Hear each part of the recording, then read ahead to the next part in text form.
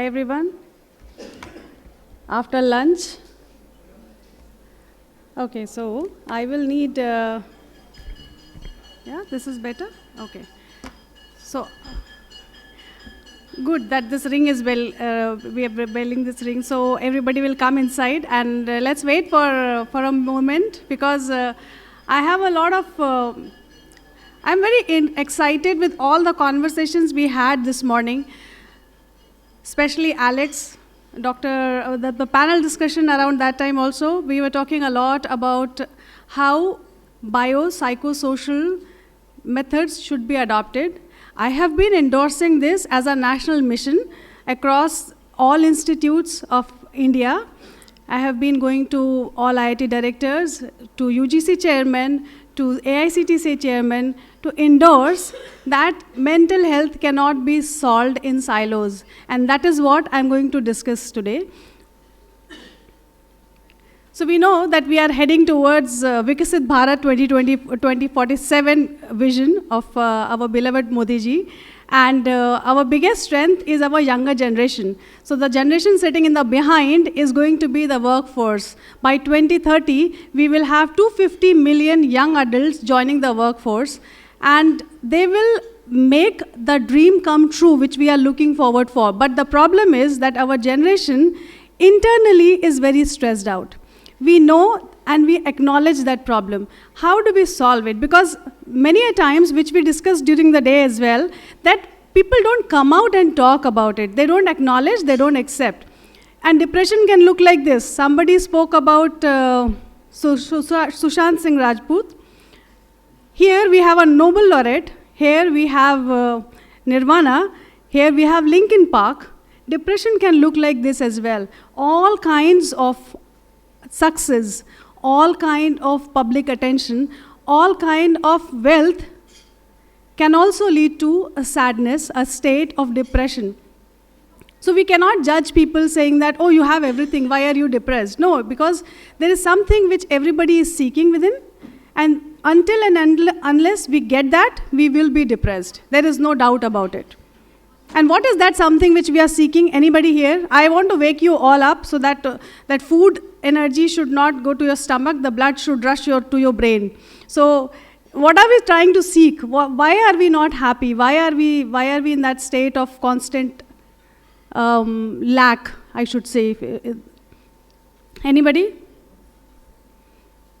Because we are seeking things outside.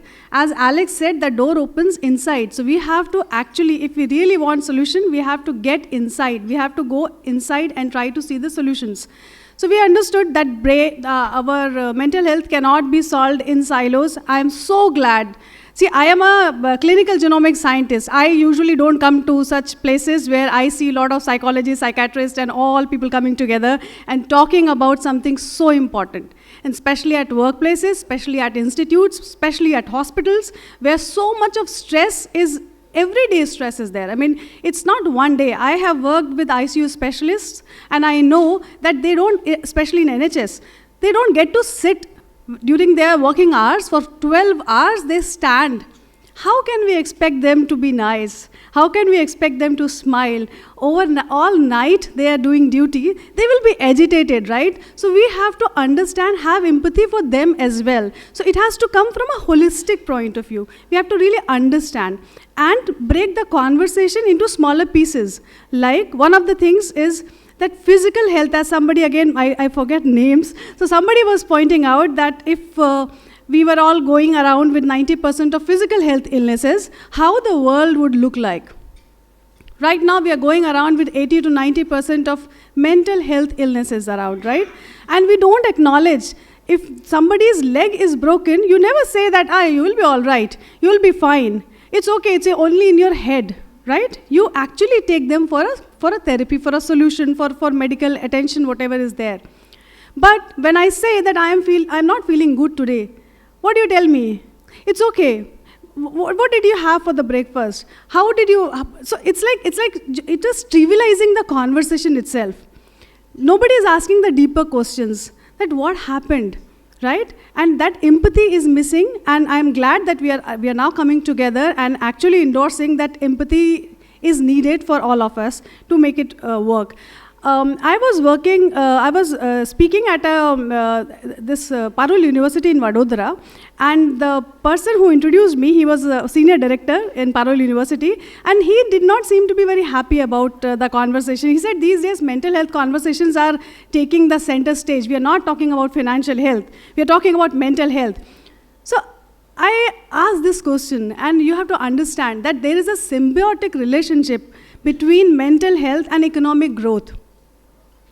Anybody here can tell me what is, so Deloitte actually, I'll just quickly come to that point, that Deloitte 2022 report said that in 1 year, because of lack of mental health, because of absentees, because of employees' health, any idea how much losses India has incurred in just 1 year? Any wild guess, any number? 1 crore, 2 crore, 3 crore, 10 crores? 110,000 crores. So what are we talking? We are talking about Viksit Bharat, we are talking about $1 trillion economy. So it is like you want to build a big tank which has a lot of holes. So you keep pouring and it will keep on coming out. So from that point of view, economic growth point of view, if not for anything else, if you have to only think about money, then let's think from money point of view and understand that unless and until we plug these holes, our economic growth will not be in the direction that we are looking at. So it is very, very important, and utmost sincerity we have to pay now. Now is the time, because we are in the Amrit Kal. We know that we are in Amrit Kal, and we have to actually gear up. As seniors, we have to gear up, and we have to build in support system for our juniors who are going to join the workforce very soon. So we have to encourage that, because, so let's start with that. Why? That's what I wanted to bring that point as well. Why? Financially, we understood why. But another factor is that body cannot live in survival mode all the time. So if you find it hard to focus, anybody here finding hard to focus? I'm sure nobody will be, because we are not raising hands for critical areas. Struggle to remember, tired all the time, not sleeping, not getting or having that impulsive reactive behavior, then we know that we are living in a survival mode. And what is survival mode? Survival mode is fight or flight mode, where either you are fighting for the situation or you're running away from it. And where is it coming from? It's coming from our evolution. So we were living in caves, and in our caves, the lion came, and we had to either run or we had to fight. For both conditions, our extremities should get a lot of blood rush, our pupils should dilate, we should have like high attention, high alert situation, and do what is needed. And once the lion is taken care of, then we go back to our normal state. But right now, the lion comes all the time. While we are sitting on our couch watching a good comedy series, we might actually get very anxious because we thought of something which happened 10 years ago. Our psychological memory stays with us and we get anxious. Or maybe something which has not even happened. We go in future and we start thinking about that and create a lot of anxiousness within us. So what we are trying to suggest here is that we are living in survival mode all the time, and body cannot take that. That is why we are seeing people, healthy individuals, who are actually walking on treadmill, dropping dead. Because their body is stressed so much. It's not about the physical strength. It is about the chemical release which is happening. It is about those high doses of stress hormones which we are sending to our internal organs. So we have to understand that it's high time. Do not go for a treadmill run, rather go for a mental gym run, where you understand your body, where you understand how it operates. This is one of the biggest problems. The distraction of our 4-inch screen. We all are looking for it. It is creating dopamine release. It is creating dissatisfaction, comparison. It is leading to depression. So it's, as Muhammad Ali very rightly said, it's not the mountain that wears us out. It's the pebble in the feet, right? So that is something which we have to understand, that while we are using our mobile for our best, we should also understand that it has to be taken with a pinch of salt, because now at least social media influencers have started sharing behind the scenes. So we know that lives are not perfect. There are a lot of glitches. I create a lot of YouTube videos, educational videos. I create a lot of reels around education of mental health. And I purposely do couple of things which otherwise people will not come about to know about, right? I can also portray a perfectly well life, but I don't want. I want people to know that we all have flaws. We all have highs and lows. We all go through everything, and acknowledging itself is the superpower. So you have to acknowledge that you have a problem. Everybody was talking about happiness today. I heard a couple of times that we are seeking for happiness. Happiness comes when the door opens inside. But where is that happiness? People are looking for happiness in pleasure. But happiness does not lie in pleasure. It lies in peace. And let's go a little bit into the biology of pleasure and peace, because I want you to really understand the difference. Pleasure is dopamine release. It's a doing energy. It's the satisfaction which comes after you do something, after you achieve something, you get something. So it's in a receiving energy. You want something from something. While peace is a serotonin release. It's a being energy. It is calming for your body. It is not at all addictive in nature, and it is felt throughout your body. So it is like, if I have to give you the difference between pleasure and peace, pleasure is piece of cake, which you want, you liked it, you want more. And peace is mummy ke haath ka khana, jo ek bar khaya to you feel very contented and satisfied, right? So that's the basic difference. And we have to seek for peace. I have been endorsing very heavily about it, that we should not seek for pleasure. Pleasure leads to addictive behaviors. Pleasure leads to dopamine release, which is very short-term in nature and definitely leads to many more mental and physical health issues. We have understood that thinking right is not enough. Stress is good. Distress is not good, because we are right now living in a toxic stress levels. We have to reduce that for sure.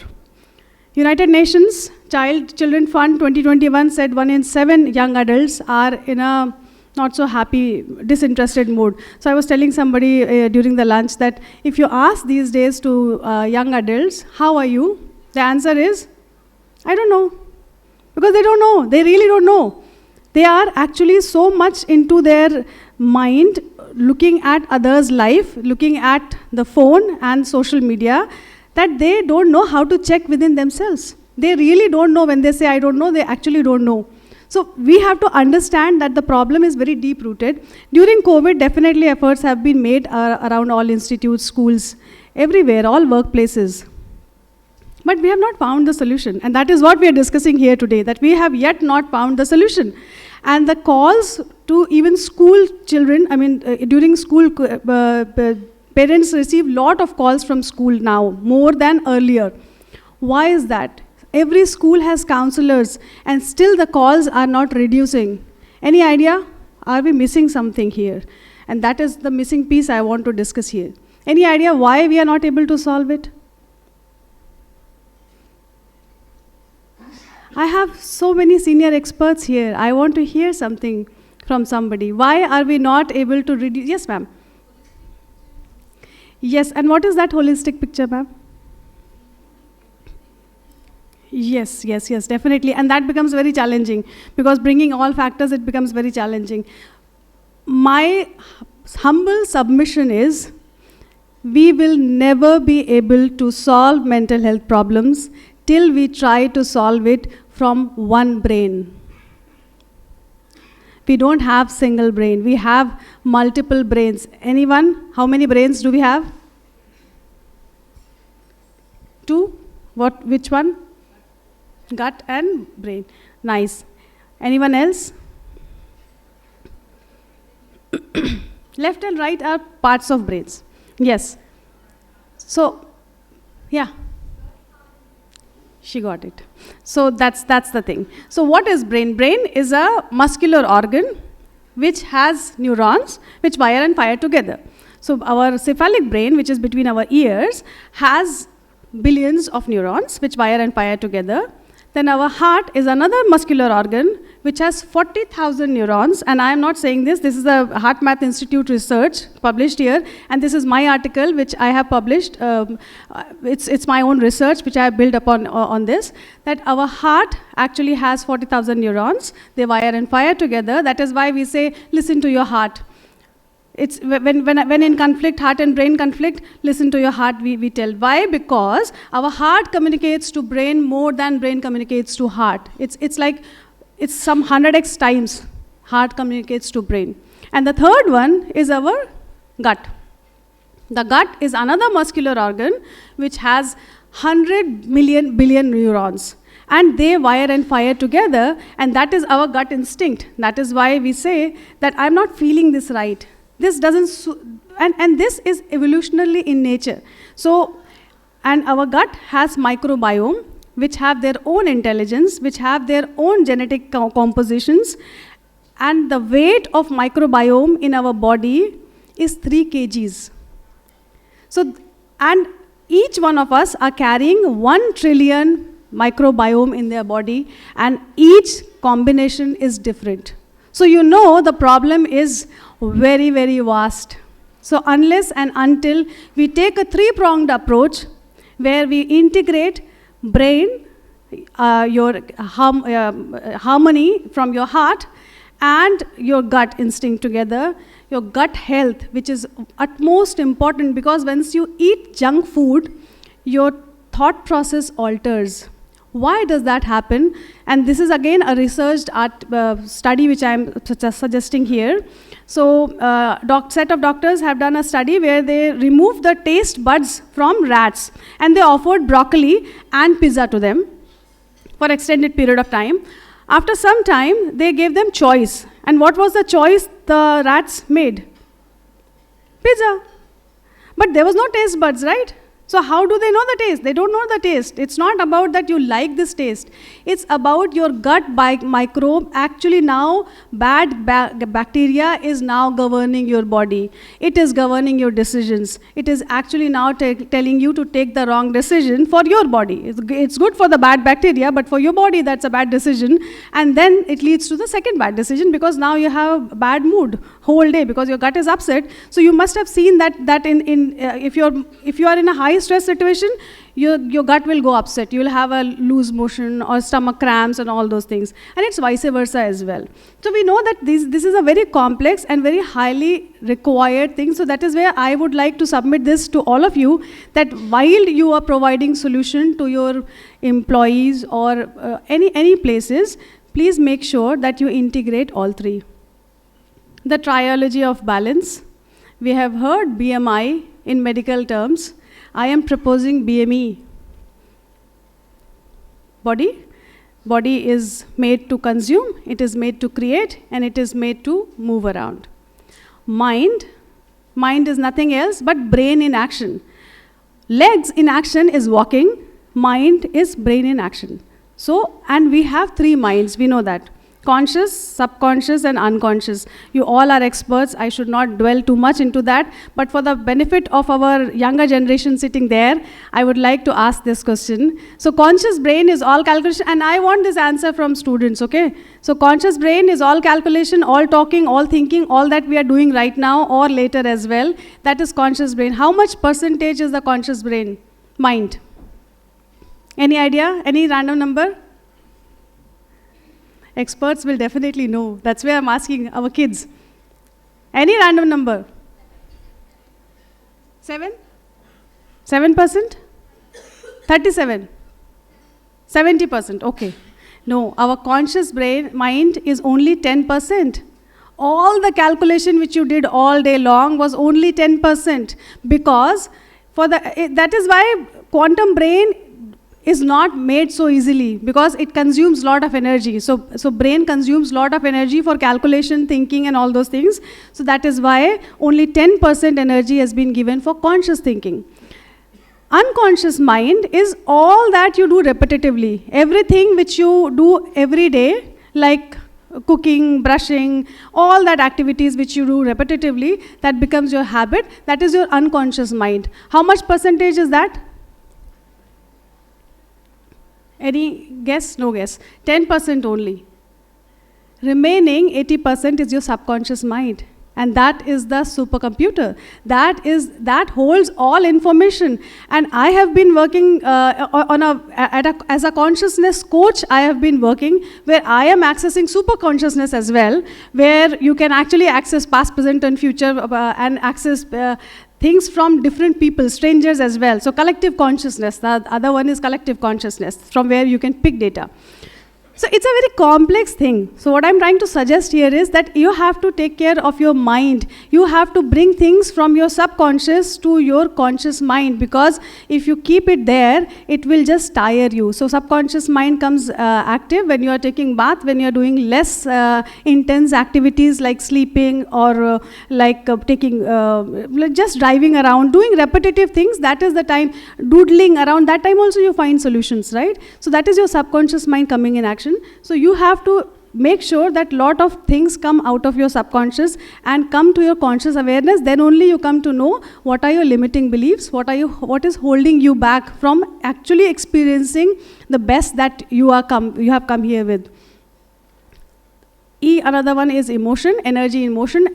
We actually label a lot emotional intelligence. We label a lot happy emotion, sad emotion, positive psychology, and all those things. But the fact is, it is only biochemical energy. That's it. Nothing else. Your cells have become so used to of a certain chemical that they keep craving for it. So if you feel sad continuously, your brain will actually cook a lot of stories and bring a lot of sad stories back, because your body wants it now. It's not about your brain, it's your body which is demanding, I need that chemical release in my body. So that is why those people who stay in that sad state or angry state, they actually go in that vicious cycle, where they keep thinking about bad things happening to them, or in the past, whatever has happened. It's nothing else but your cells are demanding for that chemical. So we have to become aware of that part as well.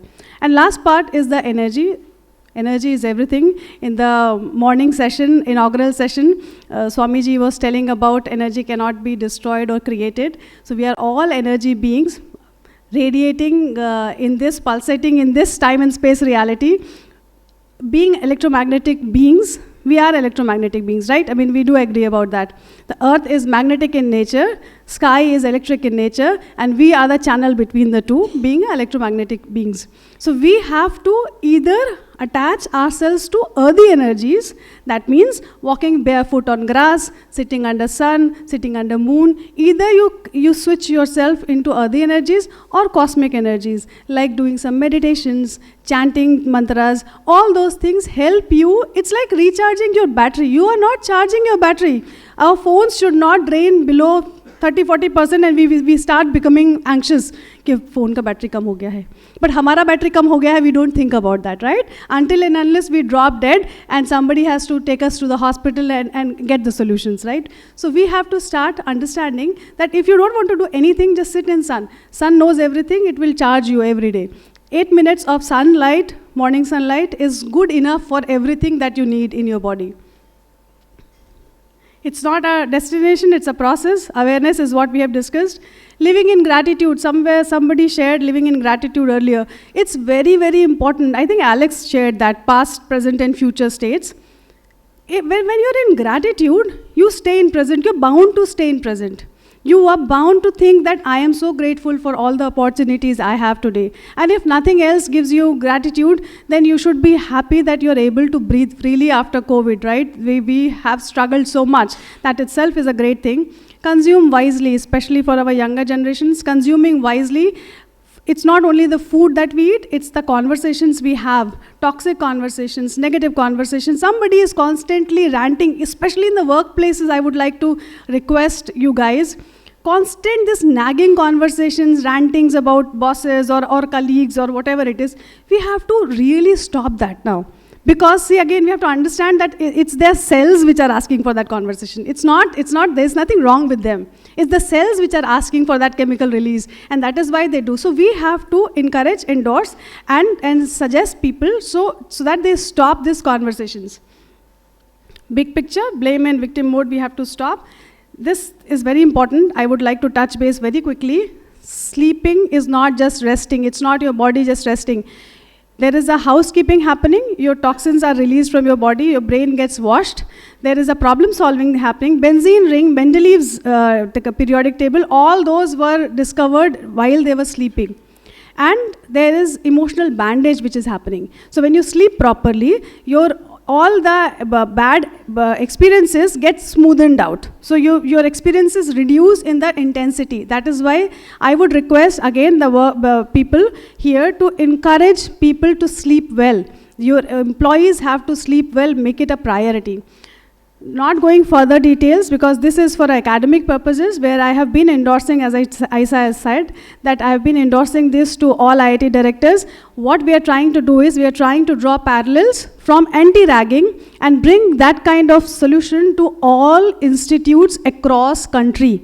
And I have been talking to UGC chairman, AICTC chairman, I've been talking to education ministry as well, so that we have a uniform solution and uniform adaptation. And solution has to come from academic community and self-development growth as well. So I will not get into these things because this is not relevant right now here, but somebody touched upon the community part, so I wanted to say it is very important. Again, please send your employees, your students to old age home and underprivileged children's home. They will realize the worth they have in their life, right? They will be able to actually cherish, acknowledge what they have. Unless and until somebody even comes with pain to me, I say, why don't you go and donate something to old age home? Because go and see what great things you have, and then only you will be able to appreciate your life. Self-development, we know the gut health is what I have been endorsing. Mental health has to be a national priority. Please, I need all of you to join hands in this. Last year's budget was some 45 lakh crores, and for mental health, the allocation was 1.1 crores, something like that, 1,000 crores, 1,100 crores, something like that. It was very, very minimal. What we want is the budget has to increase so that all of you can actually invest more and can actually create more solutions. You all know the solutions. We just need more budget allocation for this. These are just, yeah. Thank you so much. If you have any question, I'll be happy to answer.